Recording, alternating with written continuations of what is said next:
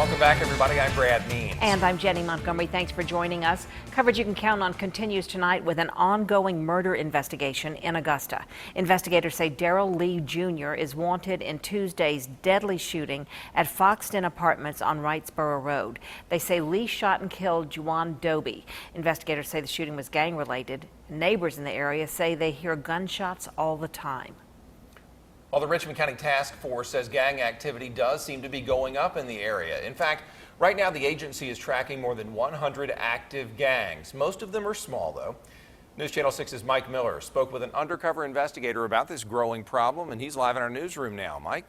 Well, Brad, investigators believe Tuesday's deadly shooting at Foxton Apartments was gang-related. It is just one of several recent crimes connected to gang activity. The investigator I spoke with today says social media may be the reason behind the increase. These kids are getting on the internet, on Facebook, and they're seeing these different things gangs are involved of, and they want to be a part of it. We can't show this gang task force member's face, but he tells us the gang element in Augusta has increased and changed a lot since he started working for the sheriff's office. You can almost pinpoint a certain area. If you named a certain area of town, you can say, well, this belongs to that gang, but it's evolved since I've been on the unit in my 3 years, so they're pretty much spread throughout Augusta, Richmond County. This week, a gang-related shooting off Wrightsboro Road. 2 months ago, 17 people indicted on charges of being members of the LOE gang. Now, gang graffiti being sprayed around Augusta.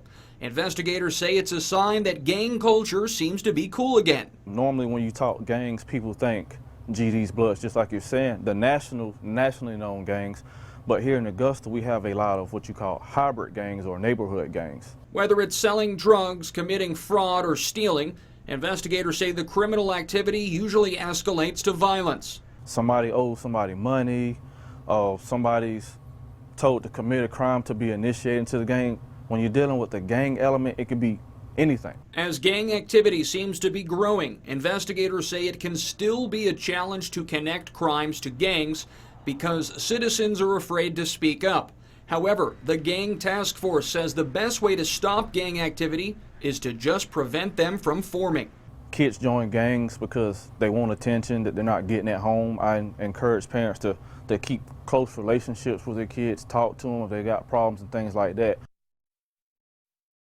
Now, if you do have information about a crime or a gang, you can send the sheriff's office confidential tips. You don't have to provide your name or any personal information. We have details on how you can do that, and that's on our website, WJBF.com. Jenny.